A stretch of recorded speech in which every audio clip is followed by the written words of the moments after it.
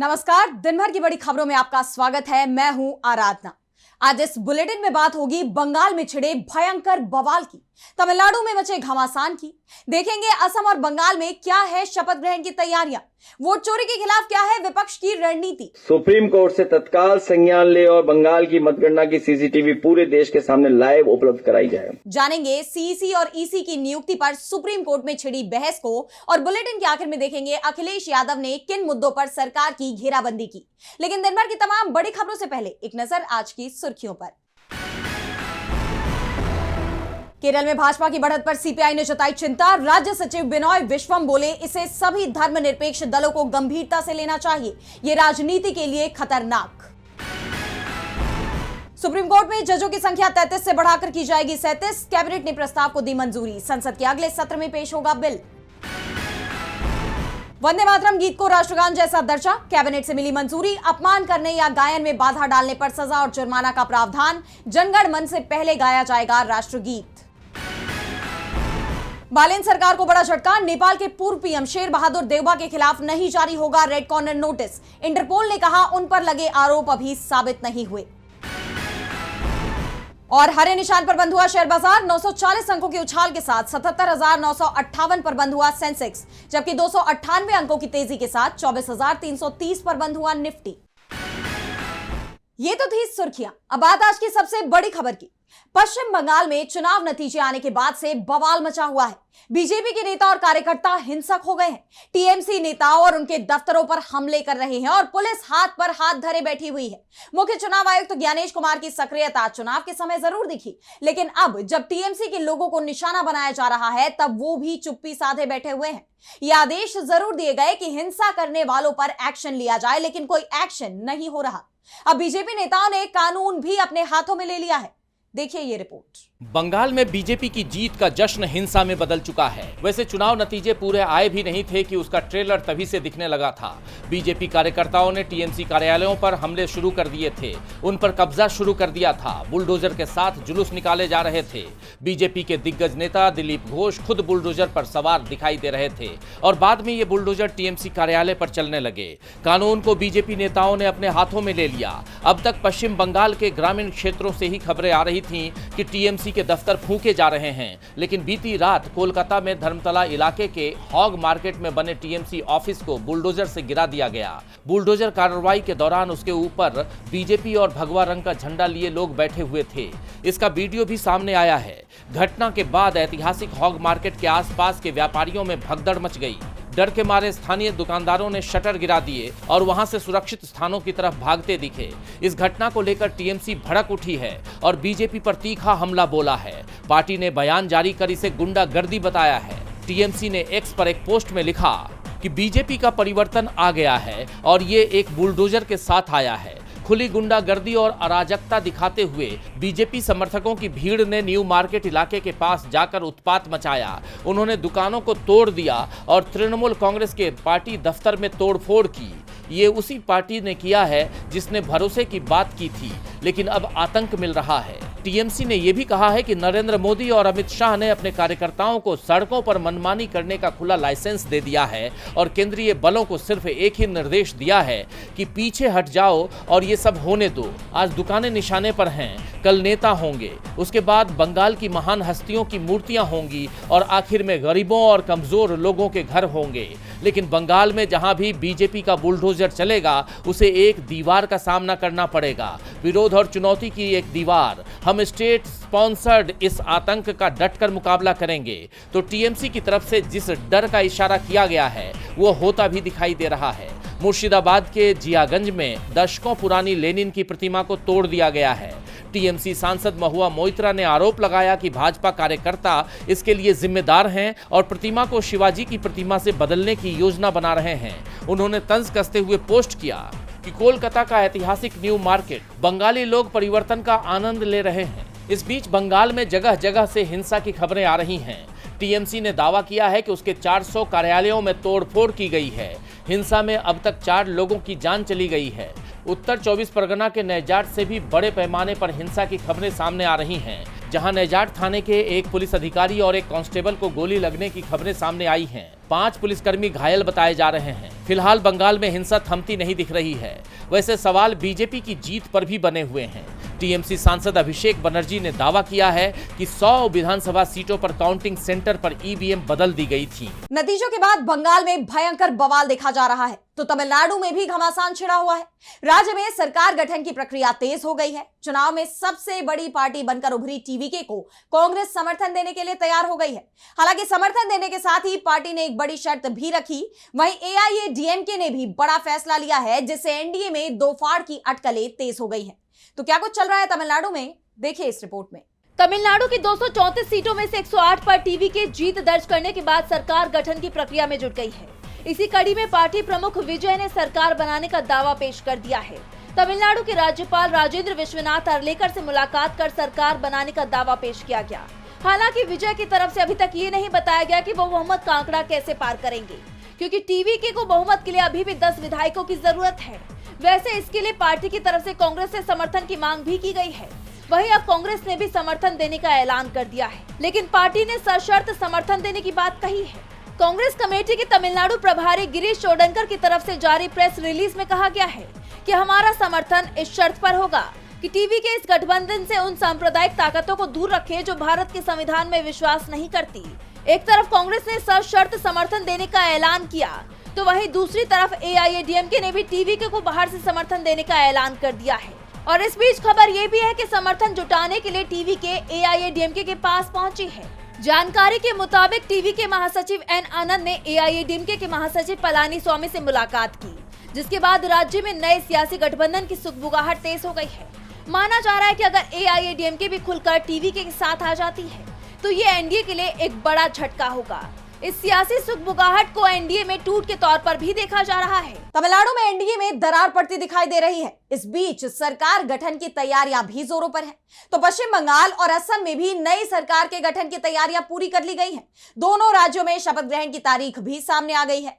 तो कब होगा पश्चिम बंगाल और असम में शपथ ग्रहण समारोह और क्या है ये पूरी खबर, जानने के लिए देखिए ये रिपोर्ट। 5 राज्यों में विधानसभा चुनाव होने के बाद अब सभी राज्यों में सरकार बनाने की कवायद तेजी से चल रही है। बीजेपी ने बंगाल और असम में बम्पर जीत हासिल की है, इसलिए दोनों ही राज्यों में सरकार के गठन, मुख्यमंत्रियों के चयन और उनके शपथ ग्रहण को लेकर तैयारियां जारी हैं। बंगाल में बीजेपी का पहला मुख्यमंत्री बनाने की जिम्मेदारी पार्टी ने गृह मंत्री अमित शाह को सौंपी है। खबरें हैं कि नए मुख्यमंत्री का शपथ ग्रहण समारोह 9 मई को होगा, क्योंकि 9 मई को गुरुदेव रविंद्रनाथ टैगोर की जयंती है। तो वहीं असम में भी शपथ ग्रहण को लेकर चर्चा तेज हो गई है। खबरें हैं कि हिमंता बिस्वा शर्मा 12 मई को दूसरी बार मुख्यमंत्री पद की शपथ ले सकते हैं। शपथ ग्रहण समारोह को लेकर तैयारियां शुरू हो गई हैं और पार्टी संगठन स्तर पर भी हलचल तेज हो गई है। पार्टी ने जेपी नड्डा को असम का पर्यवेक्षक नियुक्त किया, जबकि हरियाणा के सीएम नायब सिंह सैनी को सह पर्यवेक्षक बनाया है। इनकी मुख्य भूमिका राज्य में संगठनात्मक समन्वय और आगामी राजनीतिक निर्णयों की देखरेख करना होगी। जैसा कि आप जानते हैं कि बंगाल में बीजेपी ने 207 सीटों पर जीत दर्ज की, जबकि सत्तारूढ़ टीएमसी 80 सीटों पर सिमट गई है। तो वहीं असम में एनडीए ने 102 सीटें जीती और कांग्रेस 19 सीटों पर सिमट गई। अब सबकी नजरें 9 और 12 मई पर टिकी हुई हैं। पश्चिम बंगाल और असम में मिली जीत पर बीजेपी जश्न मना रही है, तो विपक्ष ने इस जीत पर ही कई बड़े सवाल खड़े कर दिए हैं।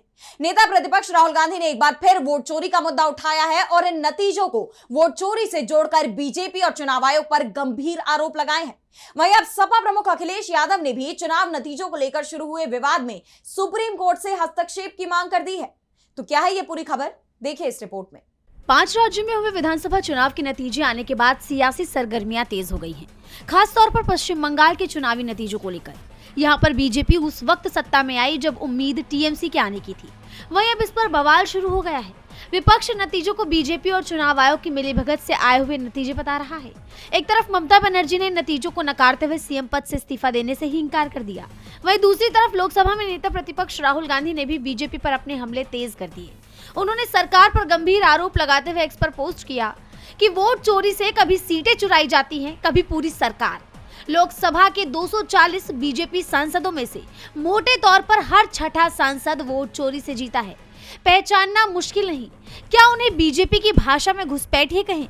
और हरियाणा, वहां तो पूरी सरकार ही घुसपैठिया है, जो संस्थाएं अपनी जेब में रखते हैं, जो मतदाता सूचियों और चुनावी प्रक्रिया को तोड़ मरोड़ देते हैं, वो खुद रिमोट कंट्रोल्ड हैं और उन्हें असली डर सच्चाई का है। राहुल ने साफ कहा कि अगर निष्पक्ष चुनाव हो जाएं तो देश में बीजेपी को 140 सीट भी ना मिले। इस मामले को लेकर सपा प्रमुख अखिलेश यादव ने तो सीधे सुप्रीम कोर्ट से तत्काल संज्ञान लेने की मांग कर दी है। उन्होंने प्रेस कॉन्फ्रेंस कर कहा, हमारी मांग है सुप्रीम कोर्ट से तत्काल संज्ञान ले और बंगाल की मतगणना की सीसीटीवी पूरे देश के सामने लाइव उपलब्ध कराई जाए। वहीं वरिष्ठ वकील कपिल सिब्बल ने भी इस मामले में सीधे पीएम मोदी को घेरते हुए आरोप लगाया कि प्रधानमंत्री चाहते ही नहीं कि इस देश में विपक्ष रहे। चुनाव नतीजे आने के बाद एक बात तो साफ हो गई है कि इसमें बीजेपी की जीत से विपक्ष एकजुटता की तरफ निकल पड़ा है, जो आने वाले समय में बीजेपी के लिए घातक साबित हो सकता है। चुनाव में धांधली के आरोप लग रहे हैं। चुनाव आयोग की निष्पक्षता पर सवाल खड़े हो गए हैं। मुख्य चुनाव आयुक्त ज्ञानेश कुमार विपक्ष के निशाने पर हैं। वैसे तो उनकी नियुक्ति ही विवादित रही है और अब मुख्य चुनाव आयुक्त और बाकी आयुक्तों की नियुक्ति को लेकर सुप्रीम कोर्ट में भी जबरदस्त बहस दिखाई दी। याचिका में नियुक्ति कमेटी से सीजीआई को हटाने के फैसले को चुनौती दी गई है। तो क्या कुछ हुआ सुप्रीम कोर्ट में इस बहस के दौरान, जानने के लिए देखिए ये रिपोर्ट। मुख्य चुनाव आयुक्त और चुनाव आयुक्तों की नियुक्ति से जुड़ी याचिका पर सुप्रीम कोर्ट में अहम सुनवाई हुई। याचिका में मोदी सरकार के उस फैसले को चुनौती दी गई है जिसमें नियुक्ति पैनल से सीजीआई को हटाकर कैबिनेट मंत्री को जगह दी गई है। इसे लेकर याचिकाकर्ताओं की तरफ से पेश वकील विजय हंसारिया ने कोर्ट में कहा कि 2023 में बनाया गया नया कानून कार्यपालिका को प्राथमिकता देता है, जो अनूप बरनवाल केस में 5 जजों की बेंच की तरफ से सुनाए गए फैसले के खिलाफ है।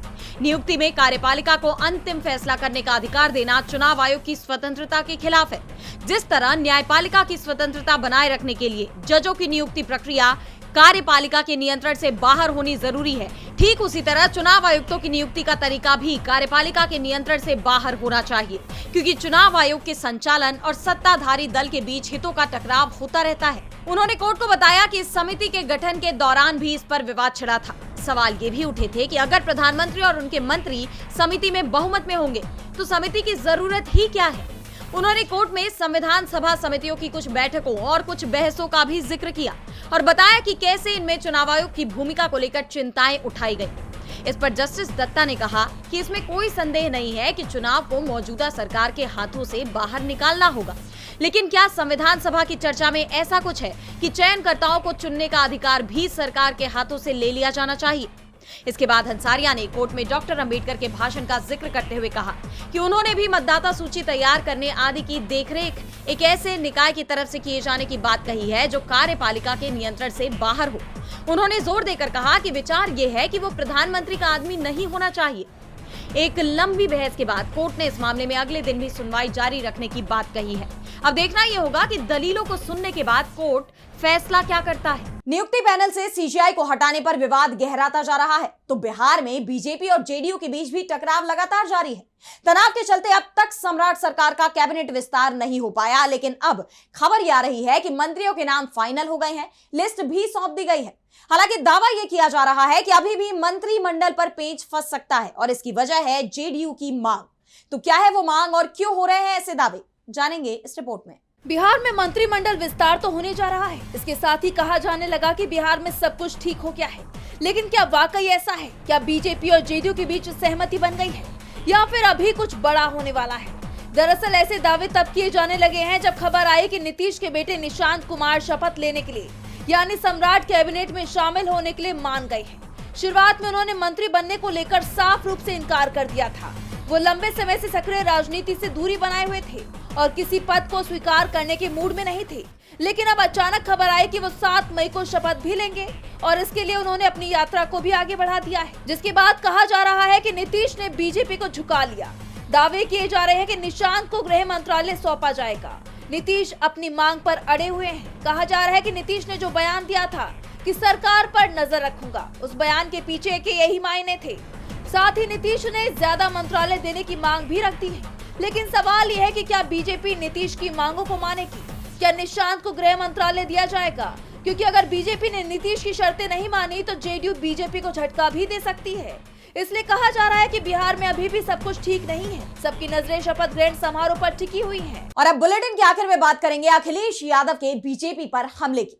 उत्तर प्रदेश में साल 2027 में विधानसभा चुनाव होने हैं, जिसे लेकर सियासी दलों के बीच अभी से गहमागहमी देखी जा रही है। सत्ता पक्ष और विपक्ष एक दूसरे पर आरोपों की बौछार कर रहे हैं। इसी कड़ी में सपा प्रमुख अखिलेश यादव ने प्रेस कॉन्फ्रेंस कर कई मुद्दों को लेकर सरकार की घेराबंदी की है। तो क्या कुछ कहा अखिलेश यादव ने, जानने के लिए देखिए ये रिपोर्ट। 2027 यूपी चुनाव से पहले ही राज्य की सियासत में तहलका मच गया है।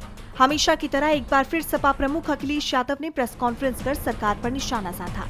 कई मुद्दों को लेकर अखिलेश ने मोदी सरकार की पोल खोल दी। इस बार पीडीए भारतीय जनता पार्टी को पूरा का पूरा हटा देगा और हमेशा के लिए हटा देगा। अखिलेश यादव ने यूपी के उपचुनाव में कुंदरकी, मिल्कीपुर और अन्य सीटों पर भाजपा की ओर से वोटों की डकैती का आरोप लगाया। उन्होंने कहा कि कुछ लोग मजबूरी का फायदा उठाकर ये काम करवा रहे हैं और वो लोग ये भूल गए हैं कि पीडीए सिर्फ उत्तर प्रदेश में नहीं पूरे देश में है और धीरे धीरे पूरे देश के लोग जाग रहे हैं। कहीं ऐसा ना हो कि 5% का भांडाफोड़ 95% ना करने लगे। अखिलेश यही नहीं रुके, उन्होंने 2022 चुनाव को लेकर चुनाव आयोग पर आरोप लगाते हुए कहा, मैंने राष्ट्रीय सम्मेलन में आरोप लगाया इलेक्शन कमीशन पर कि समाजवादी पार्टी के खासकर मुस्लिम और यादव वोट को और उनके बूथों को चिन्हित कर करके इन्होंने वोट डिलीट कराए या वोटों को शिफ्ट कर दिया। उसका परिणाम ये हुआ कि हमारा वोटर जब गया तो उसका वोट नहीं था या उसका डिलीटेड में शामिल था। तो मैंने आरोप ये लगाया था कि यादव और मुस्लिम के वोट इन्होंने काटे। उस पर इलेक्शन कमीशन ने मुझे नोटिस दिया था और जब नोटिस उन्होंने दिया तो हमने एफिडेविट कई हजार के लगा करके इलेक्शन कमीशन को दिए थे, लेकिन इलेक्शन कमीशन ने एक पर भी कार्रवाई नहीं करी। जैसे आप जानते हैं कि हाल ही में महिला आरक्षण कानून से जुड़ा बिल संसद में गिर गया, जिसे लेकर विपक्ष की एकजुटता के चर्चे तेज हो गए। तो वहीं बीजेपी ने विपक्ष पर आरोप लगाने शुरू कर दिए। इन आरोपों पर तंज कसते हुए अखिलेश ने कहा, और जो लोग वोट की लूट कर सकते हैं वो आरक्षण की भी लूट करेंगे।